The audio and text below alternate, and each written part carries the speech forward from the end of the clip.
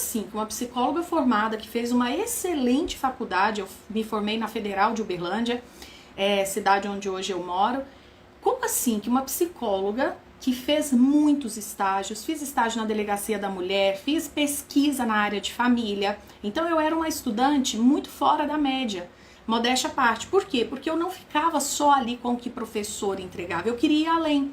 Então eu queria investigar, e fui atrás desses temas, né? Então assim, eu não fiz estágio em hospitalar, eu não fiz estágio em várias outras áreas da psicologia, em educacional, né, escolas. Por quê? Porque meu coração não cantava. Meu coração cantava por essa questão do ser humano, do adulto, da família, do casal. E lá, quando estudante, isso já me chamava atenção. Então, muitas leituras eu já fazia e eu fui direcionando os meus estágios. Então, desde a vida de estagiária, eu já estava em contato com esse ambiente familiar. E ambientes familiares muito adoecidos. Enfim, é muita bagagem. Porém, por mais que eu tivesse sido uma excelente aluna, eu não consegui fazer o meu casamento dar certo. Um casamento de 8 anos. E aí, o meu casamento de 8 anos chegou ao fim. Aí foi quando eu percebi que eu precisava fazer algo mais. E eu percebi que eu precisava estudar muito.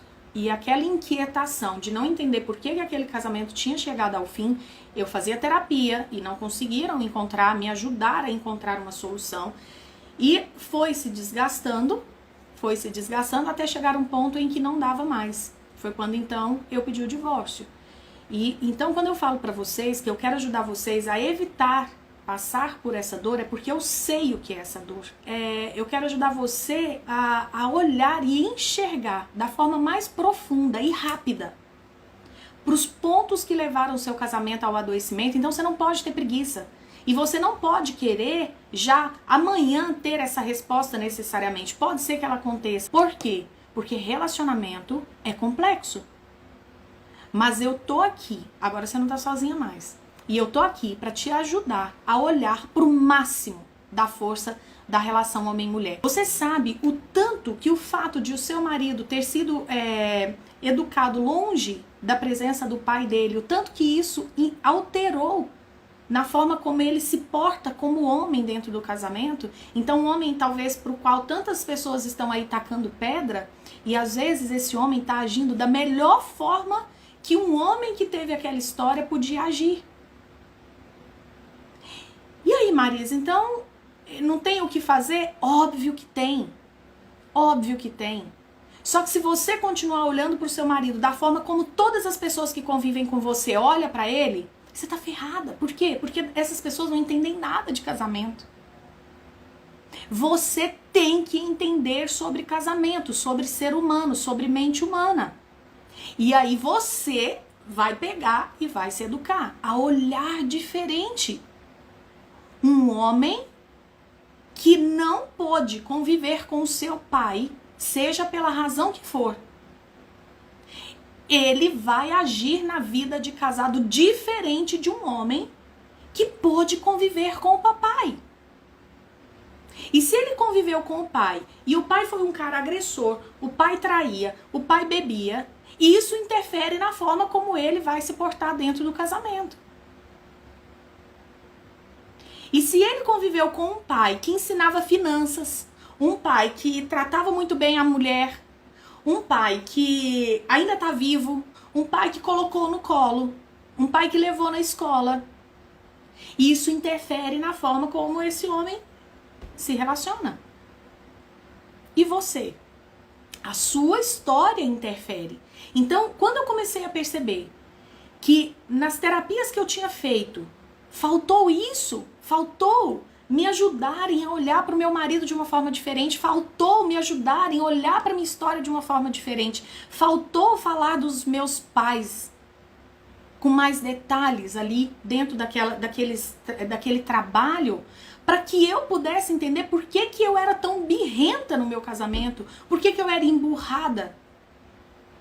Eu me lembro o dia, eu comecei conservatório, eu tinha muita vontade de fazer um instrumento. Eu sempre gostei muito de música clássica. E aí, um dia, Eu falei, minha irmã começou a fazer violino e aquilo foi o gatilho para eu começar a fazer violino também. Me inscrevi, fiz todo o processo seletivo para conseguir uma vaga no conservatório aqui de Uberlândia, consegui a vaga de um conservatório. Estava felicíssima. E aí meu professor de violino disse, vocês alunos que puderem, olha só, os alunos que puderem adquirir um violino, eu aconselho para que vocês possam treinar em casa, porque senão vocês vão ter que vir para o conservatório treinar aqui, porque senão vocês vão demorar a desenvolver a habilidade, né? E o aluno quando entra, ele quer já tocar rapidinho, já quer estar tirando música ali do instrumento. E o meu professor disse, os alunos que puderem adquirir. Eu, nas minhas carências, deturpei isso sem perceber. Hoje eu tenho consciência disso. Sabe o que aconteceu? Nesse dia aconteceu uma briga muito feia no meu casamento. Não foi uma briga, porque a gente nem brigava. Nesse dia, o meu marido, na época, ele disse o seguinte, o meu ex-marido, ele disse o seguinte, ele falou, naquele dia, ele alterou o tom de voz comigo, porque eu cheguei como uma criança birrenta. Na verdade, eu cheguei falando, eu quero um violino para poder treinar. E eu lembro que naquele dia não dava mais para comprar violino, e ele disse, eu não trabalhava porque eu fazia faculdade integral, então todos os recursos eram dele, e ele disse que eu teria que esperar mais uns 15 dias, por questão de pagamento. Vocês não têm noção do que eu fiz. E assim, você fala assim, mas Marisa, você era uma menina mimada? Não, gente, eu trabalhei desde os meus 14 anos, eu fui babá, eu fui doméstica, eu trabalhei em lanchonete, eu trabalhei na casa da minha professora, fui faxineira da casa da minha professora, por 6 meses eu trabalhei lá. Então, quer dizer, eu não fui uma menina mimada. Eu não fui uma menina que tive as coisas na mão. Era a primeira vez que eu estava tendo as coisas na mão. E por que eu agi dessa forma dentro do meu casamento? Por que eu levei aquele homem que era um cara bacana, um cara pacato, um cara que nunca tinha alterado a voz comigo? O que eu provoquei naquele homem, a ponto de ele ter que alterar o tom de voz para me colocar no meu devido lugar, me mostrar que ele não era pai. Ele não falou isso. Hoje eu entendo que eu estava ali naquela hora como uma menina birrenta, um cara cansado, trabalhando, pagando as contas. Eu sabia que o nosso orçamento era apertado. E, sabe? E de onde veio? Hoje eu sei. Por quê? Porque a segunda filha de 5, então eu sou a segunda, a primeira mulher de 5, tende a ser carente. Tende a ser carente porque ela não foi nem a primeira, ela não foi a caçulinha. E depois dela vieram mais 3, a mãe e o pai não deram do tanto que ela queria. O dia que eu olhei para minha criança e entendi isso, tudo na minha vida, olha, eu falo disso e me arrepio, mudou. Parei de depender de elogio, parei de depender de ficarem fazendo tudo a tempo e hora. Uma mulher que sempre lutou, que sempre trabalhou, que sempre teve o próprio dinheiro, se curou e eu me curei. E hoje no meu casamento eu dou conta de ter um enteado, ou seja, meu marido ele não é totalmente disponível para mim porque ele tem um filho que demanda atenção, que demanda o tempo dele. Hoje o dinheiro do meu marido não é só da nossa família, porque ele tem um filho, ele gasta dinheiro com o filho. Ai de mim, se eu não tivesse, então, percebido isso. Mas eu precisei perder um casamento.